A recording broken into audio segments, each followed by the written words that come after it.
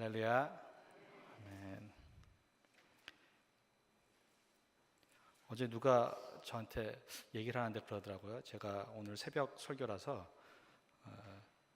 저녁 약속이 있던 친구인데 오늘 좀 빨리 헤어져야 될 것 같다고 이렇게 말씀했더니 왜 그러냐고 해서 새벽 설교를 하는데 어떤 성경 구절을 하냐. 그래서 시편 지금 생명의 삶을 고백하고 있어서 시편 4편 할 것 같다. 시편은 힘들 것 같아요. 왜? 150편은 언제 다 해요? 4편 이제 시편이 시작됐습니다. 시편 3편과 4편을 이렇게 같이 이어서 읽어본 사람들은 비슷한 느낌이 있다는 것을 느끼게 됩니다. 많은 분들이 시편 3편과 4편을 한 동전의 앞면과 뒷면처럼 하나 된 일란성 쌍둥이 같다고 이렇게 얘기를 하는 사람들이 많습니다. 시편 3편은 어려운 상황에서 맞이하는 아침에 드리는 기도라 한다면은 시편 4편은 어려운 하루를 보내고 맞이하는 저녁에 드리는 기도라고 할 수 있다고 합니다. 성자 어거스틴, 세인트 어거스틴은 그의 참회록에서 이렇게 고백했습니다. 시편 4편을 읽을 때마다 성령의 감동을 느낀다. 그리고 고백하면서 또 한 말이 이 시는 다윗의 시이자 내 자신의 시다라고 고백했습니다. 이 시는 다윗이 그의 아들 압살롬에게 그의 반란을 피해 다니면서 하나님께 간구했던 기도입니다. 그리고 또 감사의 고백인 걸 저희가 볼 수 있습니다. 찰스 스펄전 목사님께서 이 시편 4편에 대해서 이렇게 말씀하셨습니다. 고난의 정원에서 꽃을 피운 아름다운 시이다. 다윗이 고난을 받았던 것은 또한 우리를 위한 것이다. 그가 고난을 당하지 않았더라면 우리가 이처럼 아름다운 믿음의 노래를 들어볼 수 없었을 것이다.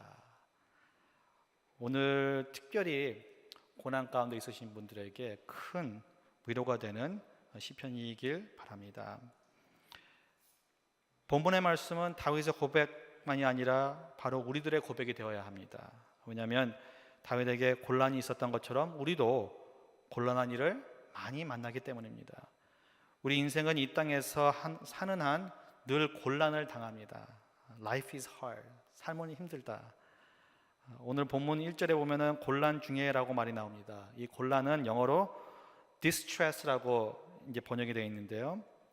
그 말은 사람의 고뇌나 비통한 일, 비탄스럽고 고민스러우며 걱정되는 것들을 얘기한다고 합니다. 즉 내 자신으로서는 처리하기가 어려운 일을 말할 때 쓰는 말이 바로 고난인 것입니다. 내가 처리할 수 없는 일, 나한테 너무 힘든 일, 나에게 무게를 주는 일들. 우리가 세상을 살다 보면 때로는 많은 곤란들을 겪습니다. 재물의 곤란을 겪을 때도 있습니다. 건강의 곤란을 당할 때도 있습니다. 사업의 곤란. 저희 가정은 사업의 파업으로 이제 미국에 오게 됐고요. 또 다시 파업으로 아버지가 베트남으로 가셨습니다. 그리고 그 파업 때문에 저는 목회를 시작했습니다. 그 안에 또 하나님의 큰 비밀스러운 또 아름다운 손길이 다 있지만 그 곤란을 당할 때는 너무나도 힘들고 앞이 깜깜할 때가 느껴지는 것 같아요. 가정의 곤란이 있습니다. 자식의 곤란이 또 있고요. 이성에 대한 곤란, 지식에 대한 곤란, 또 관계의 곤란들 여러 가지 형태의 곤란을 당하며 저희는 살아갑니다. 오늘 제가 이제 새벽에 운전하고 교회로 오면서 그냥 묵상을 다시 한번 해봤어요. 시편 4편을 말씀을 준비를 했지만 다시 한번 묵상을 하면서 이것이 진짜 다윗이 힘들 때 쓴 시편인데, 노래인데, 감사의 기도인데 오늘 새벽에 오시는 분들의 향한 하나님의 마음은 무엇일까? 그런데 저한테 두 가지의 마음을 이렇게 주시더라고요. 먼저는 가슴 아파하는 마음을 주셨어요. 그래서 하나님께서 가슴 아파하는 자들의 마음을 충분히 아신다라는 것을 저한테 이렇게 느끼게 해주시더라고요. 그러면서 한편으로는 또 따뜻한 마음을 주시더라고요. 지금 고통에 있는 가운데 있는 사람들에게 나의 위로로서 내가 위로자가 됨으로써 그와 함께하기 원한다라는 마음을 저에게 주신 것 같아요. 오늘 특히 곤란 가운데 있으신 분들이 하나님의 위로함을 느끼시고 또 이겨낼 수 있는 그의 오른손으로 이끌어 주심을 받기를 바랍니다. 시편 4편에 보면 중요한 단어들이 많이 있는 것 같아요. 특히 깊이 묵상할 수 있는 언어들이 있습니다. 그 중에 오늘 제가 7가지의 단어를 같이 함께 묵상하기 원합니다. 그것은 첫 번째로 기도, 견건, 죄, 예배, 은혜, 기쁨, 마지막으로 평안이라는 단어입니다. 오늘 이 7가지의 단어를 묵상하면서 우리가 곤란 중에 어떻게 하는지, 또 곤란 가운데 하나님께 의지하는 사람들에게 주시는 축복이 무엇인지 함께 보기 원합니다. 첫 번째로 오늘 다윗이 이 시를 통하여서 곤란 중에 있는 사람들에게 주시는 5가지의 가르침이 무엇일까? 첫 번째 5가지의 언어로서 보기 원합니다. 첫 번째는 기도입니다. 우리는 곤란 중에 기도해야 합니다. 이것이 다윗이 저에게 맨 먼저 오늘 시편을 통해서 말씀하시는 겁니다. 1절 말씀입니다. 내 의의 하나님이여 내가 부를 때 응답하소서. 곤란 중에 나를 너그럽게 하셨사오니 내게 은혜를 베푸사 나의 기도를 들어소서. 여기서 기도라는 말은요, 생활 가운데 일어나는 여러 가지 상황에 대처하는 신자들이 취하는 하나님과의 교제한 형태를 말합니다. 그냥 일직선으로 내가 할 말만 하고 뒤로 빠지는 것이 아니고 하나님과 교제를 나누면서 대화를 하는 것을 뜻하는 거예요. 하나님, 나 힘들어하고 대화하고 고백하는 가운데 하나님께서 걱정하지 마라, 내가 네 옆에 있단다. 그 음성을 듣고 다윗은 자기가 하나님께 드리는 기도가 다 하나님께서 들어주고 있다는 것을 알고 있었고 또 믿고 있었습니다. 이러한 교제는 저에게 큰 축복인 것이에요. 사람이 살아가다가 아무 데도 갈 데가 없이 막막할 때 무릎을 꿇는 모습, 이것이 또 오늘의 모습인 것입니다. 존 파이번 목사님께서 전립선 암이 걸려가지고 전립선 암을 수술하는 그 전날 조그만한 책자를 쓰셨어요. 이제 글을 쓰셨는데 그게 책이 됐죠. 근데 거기 제목이 뭐냐면은 Don't waste your cancer 이라는 책입니다. 암이라는 곤란을 낭비하지 마라, 암을 낭비하지 마라는 뜻으로 제목을 지셨어요. 그 책자에는 우리가 암이라는 하나님의 은혜의 도구를 낭비할 수 있는 11가지의 방법을 말해주는데 그중 첫 번째로 이렇게 말했습니다. 우리가 이 타락한 세상에서 소망으로 가득 찬 분만통에 신음을 내지 않으면 암을 낭비하는 거다라고 얘기했습니다. 분만통은 생명을 낳을 때만 느낄 수 있는 고통입니다. 아주 특별한 고통이에요. 어떻게 보면 남자들은 느낄 수가 없는 고통이죠. 생명을 낳을 때 그 얻는 고통, 그리고 그 기간 쌓이는 고통. 하지만 그 고통은 생명을 낳는 순간 잊어버린다고 말들을 해줍니다.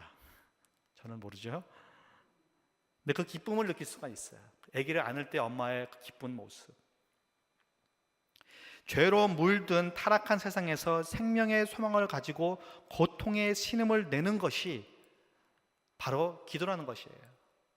그리고 그 신음을 하나님께서는 들어주시고 응답해 주신다는 겁니다. 곤란은 우리에게 기도하라고 주시는 하나님의 신호이기도 합니다. 우리가 새롭게 깨달아야 할 것은 우리의 기도를 들어주시는 하나님이 계시다는 것이 바로 저에게 큰 행복이라는 거예요. 그리고 축복이라는 것입니다. 우리에게 중요한 것은 믿음의 크기가 아니고 믿음의 대상인 것이에요. 그리고 우리의 믿음의 대상이 크기예요. 우리의 믿음의 대상은 하나님이십니다.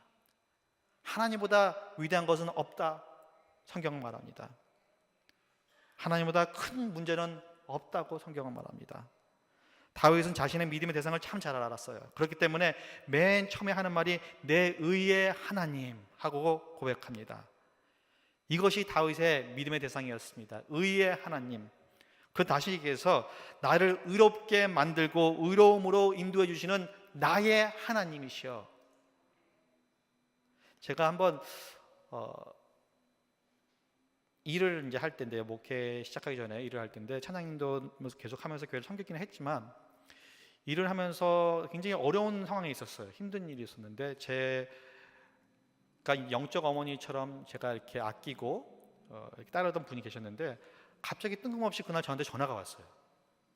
낮에 전화가 와가지고 기원 그때 전도사님이었는데 기원 전도사님 잘 있냐고 그러면서 그냥 내가 지금 차를 운전하면서 찬양을 듣고 있는데 하나님의 좋으심을 찬양하는 찬양인데 전도사님이 기억나서 전화했다고 이 노래가 들리냐고 막 들어주시는데 하나도 안 들리더라고요.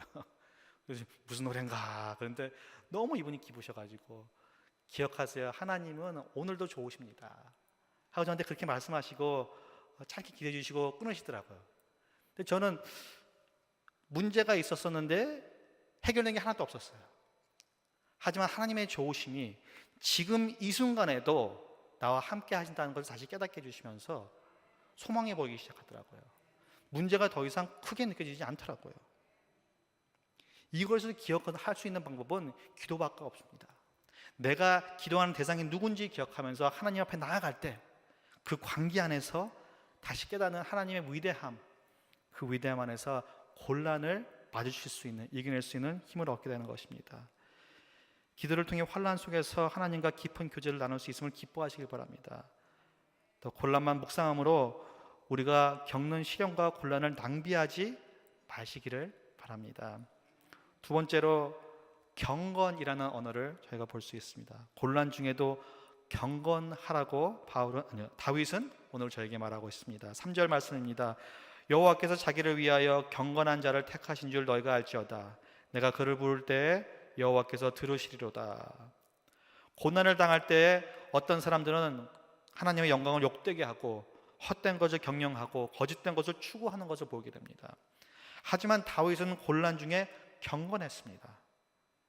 다윗이 경건할 수 있었던 이유는요, 하나님께서 그를 하나님의 영광을 위해서 경건한 자로 택하신 진리를 꼭 붙잡고 있었기 때문입니다.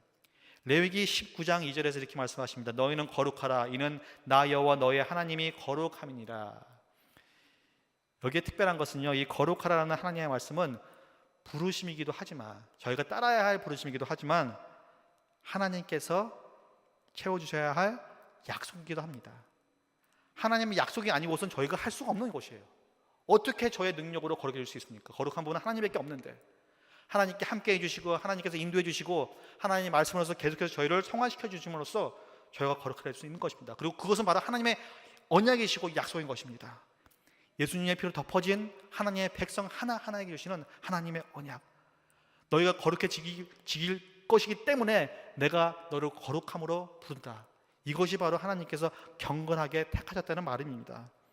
경건한 삶은 성경을 더 많이 읽고 기도를 더 많이 하고 새벽 예배를 더 잘 나오고 더 교회에서 많이 섬기고 노력하는 삶이 아닙니다. 그렇게 나오게 되기를 바라요. 그리고 그런 삶이 하나님의 앞에서 또 기쁜 삶이 되기를 바랍니다. 하지만 그것이 골이 아니에요. 내 자신이 하나님께 속한 사람인 것을 알고 또 믿고 하나님께 속한 사람, 곧 하나님의 자녀로서 자신감과 감사함과 기쁨을 가지고 그 신분대로 행하는 사람, 그 신분을 가진 사람으로서 당연히 기도함을 당연히 여기고 성경의 말씀을 더욱더 기쁘게 받아들이고 기쁘기 때문에 더 읽고 싶고 더 읽음으로써 하나님의 알게 되는 기쁨을 더하고 하나님과 동행하는 순종의 삶, 그 안에 기쁨이 있는 삶, 그리고 그게 너무 기뻐가지고 내 주위의 사람들의 삶을 바꾸는 삶, 이것이 바로 경건한 자의 삶이라는 것입니다. 다윗의 이 경건한 모습은 다윗의 주변의 사람들의 보는 관점을 바꿨어요. 그렇기 때문에 어떻게 보면 소수의 지금 다윗과 함께하는 사람들이 계속 끝까지 함께할 수 있었던 것 같습니다. 성도 여러분, 오늘 새벽에도 하나님의 선택된 자녀로서 곤란 중에 경건함의 기쁨을 추구하시기 바랍니다. 세 번째로 죄라는 말을 저희가 또 보게 됩니다. 그 다윗은 저에게 곤란 중에서도 범죄치 말라고 얘기합니다. 4절 말씀입니다. 너희는 떨며 범죄하지 말지어다. 자리에 누워 심중에 말하고 잠잠할지어다. Be silent, be still. 하나님께서 저희에게 명령하신 것 중 가장 간단하면서 지키기 어려운 것은 아마 이 말이 아닐까 봅니다. 잠잠하라. 특히 힘들 때, 저희는 힘들 때 막 다 얘기하고 싶어요. 누군가 제 힘든 것을 막 들어줄 사람이 필요해요. 시편 46장 10절에 이렇게 나와 있습니다. 너희는 가만히 있어 내가 하나님이 됨을 알지어다. Be still and know that I am God. 이 잠잠함 속에 위대함은요, 하나님을 알 수 있는 능력이에요. 하나님을 바라볼 수 있는 능력이고, 하나님이 하나님의 됨을 알 수 있는 그런 능력입니다.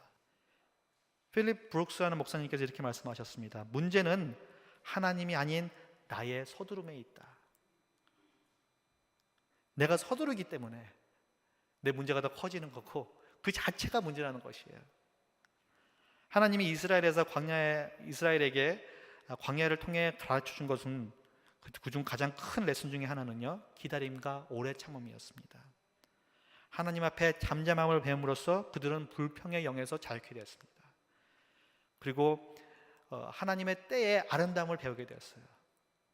그것을 다음 세대를 통해서 배웠을 때 그들은 언약의 땅 속에 들어갈 수 있게 되었습니다.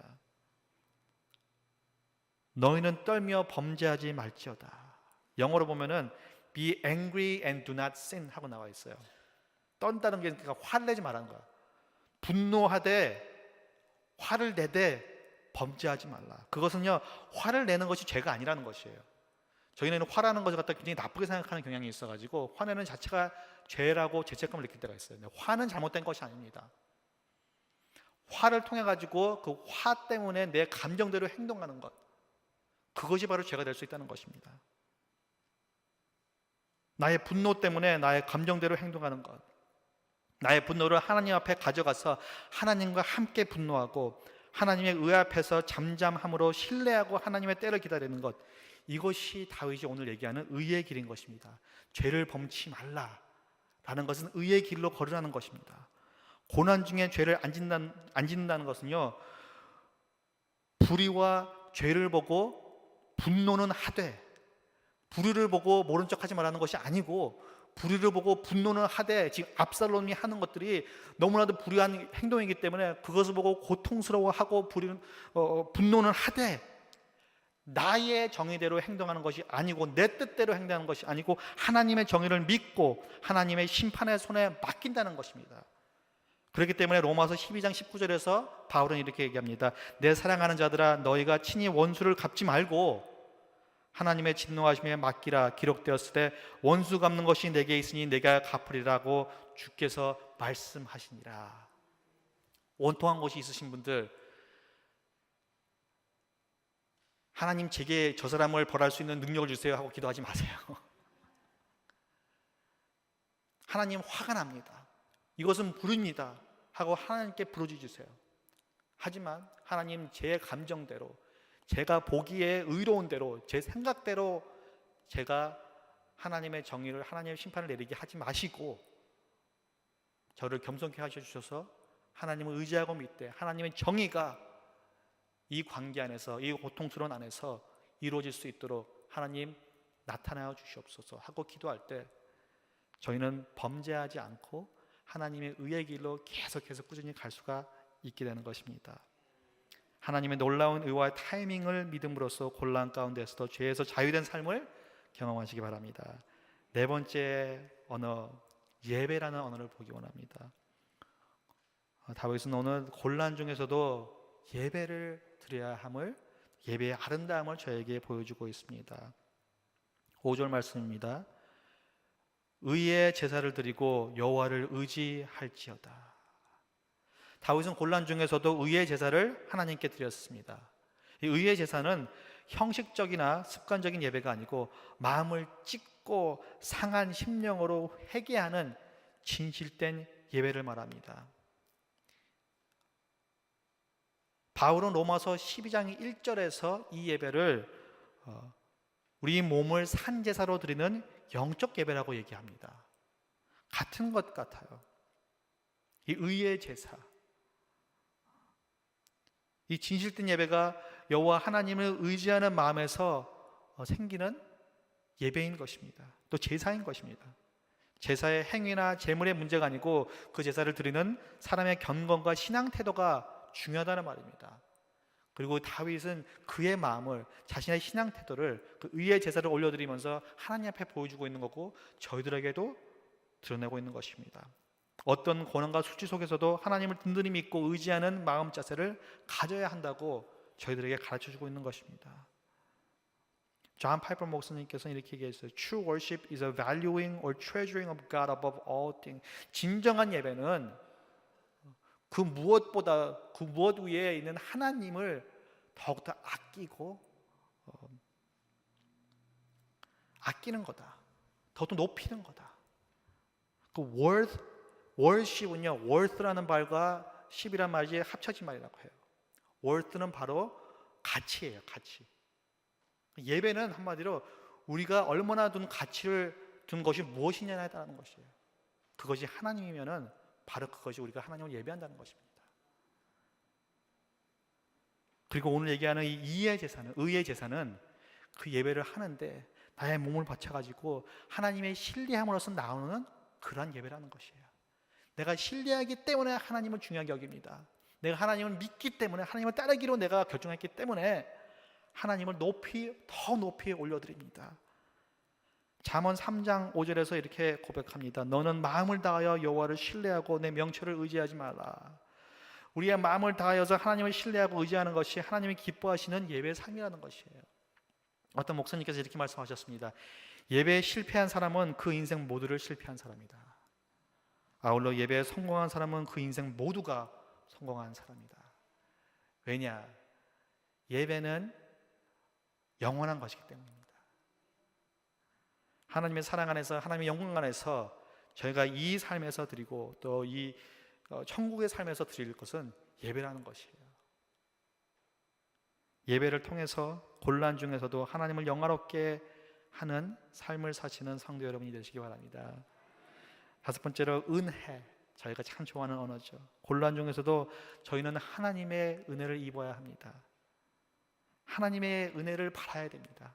6절에서 말씀하십니다. 여러 사람의 말이 우리에게 선을 보일 자 누구뇨 하오니 여호와여 주의 얼굴을 들어 우리에게 비추소서. 하나님의 은혜를 받지 아니하면 결코 우리는 곤란을 견딜 수도 이겨낼 수도 없다고 다윗이 고백하고 있는 것입니다. 곤란 중에서 하나님께 간절히 기도하는 다윗의 이러한 간곡한 기도는 민수기에서 나타난 제사장 아론의 축복 기도와 흡사합니다. 민수기 6장 24절에서 26절 말씀인데요. 여호와는 내게 복을 주시고 너를 지키시기를 원하며 여호와는 그의 얼굴을 내게 비추사 은혜 베푸시기를 원하며 여호와는 그 얼굴을 내게로 향하여 드사 평강 주시기를 원하노라. 아론이 이스라엘 백성들에게 한 기도예요. 그리고 오늘 저에게도 하는 기도입니다.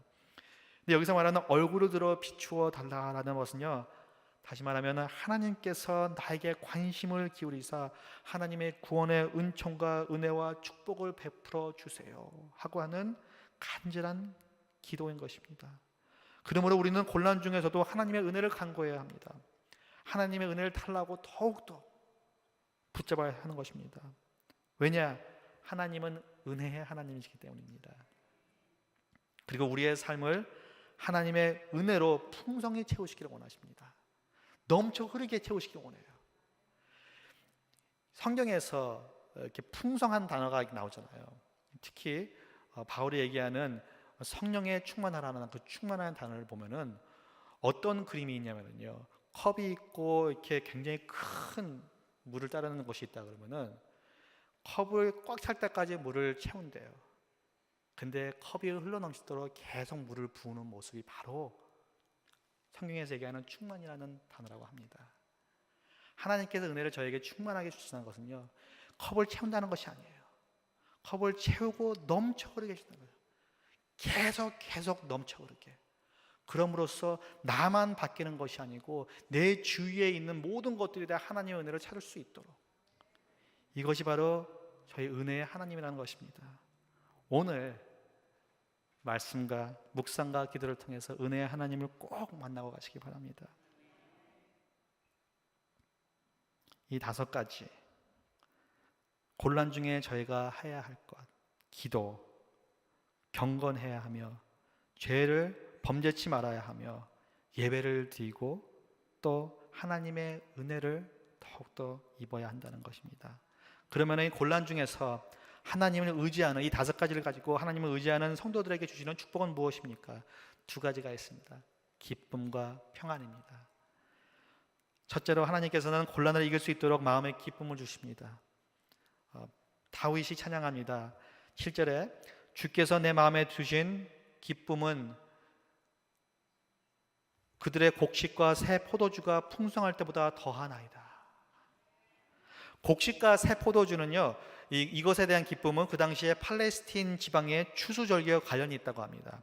추수할 때의 즐거움은 마치 전쟁에서 승리한 뒤에 전리품을 챙기고 나눌 때의 기쁨과 같다고 이사야 9장 3절이 말하고 있습니다.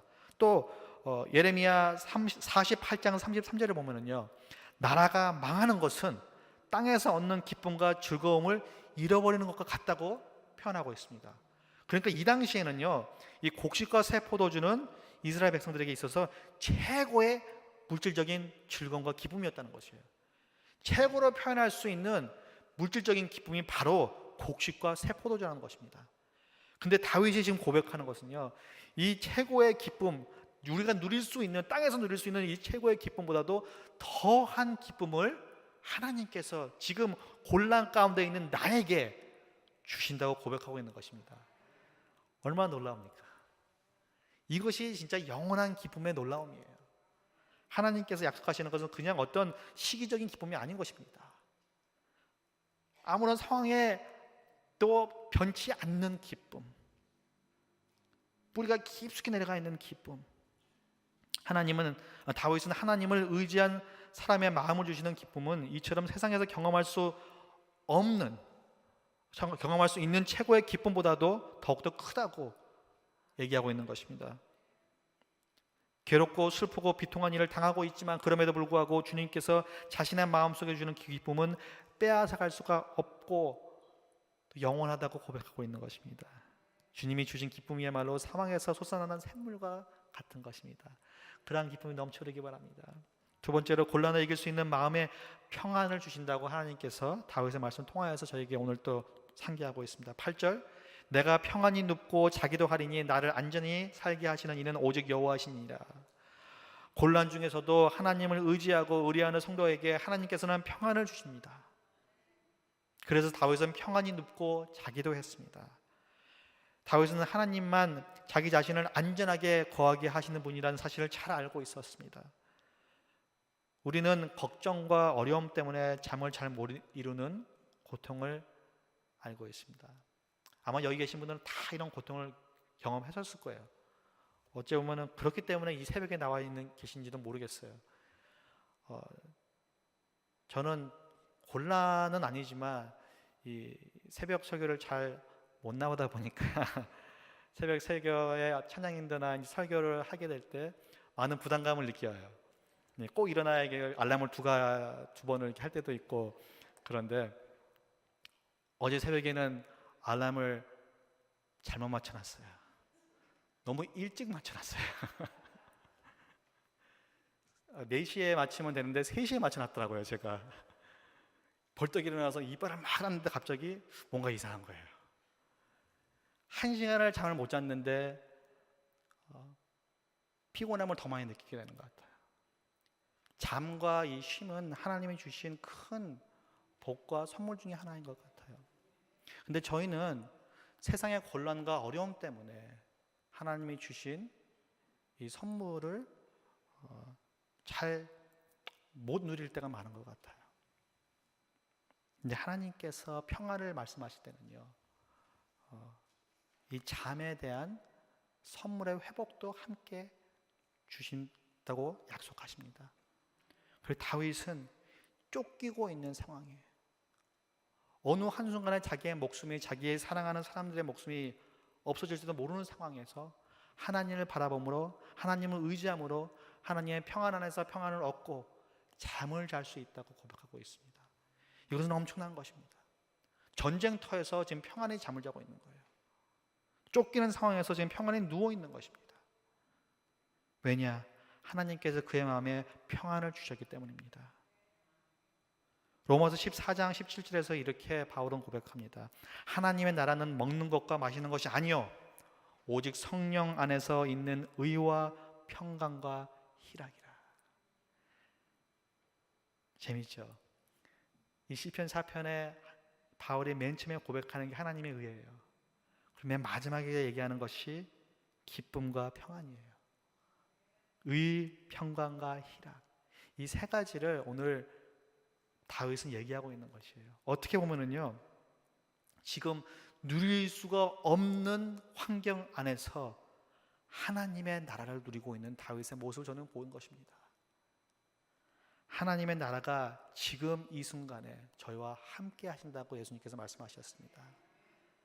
완벽하지는 않아요. 왜냐? 완벽한 하나님의 나라를 가지고 오실 예수님께서 저에게 그 소망을 또 품게 해주셨기 때문에, 그렇기 때문에 저희는 예수님의 재림을 소망해야 됩니다. 지금 이 순간에도 그 재림을 위해서 기도해야 됩니다. 그 재림을 위하여서 복음을 전파해야 합니다. 이것이 하나님께서 부르시는 저의 부르심이에요. 하지만 그 부르심을 소망하면서 지금 이 순간에 누려야 할 것은 바로 무엇이냐? 하나님의 나라인 것입니다. 하나님의 의와 하나님의 평강과 하나님의 기쁨, 희락. 성경에 보면 이것을 직접 체험한 사람이 있습니다. 여러 명이 있죠. 그 중에 저희가 제일 가깝게 느끼고 아는 것은 사도 바울인 것 같아요. 그래서 사도 바울께서는 빌립보서 4장 4절에 이렇게 말씀하십니다.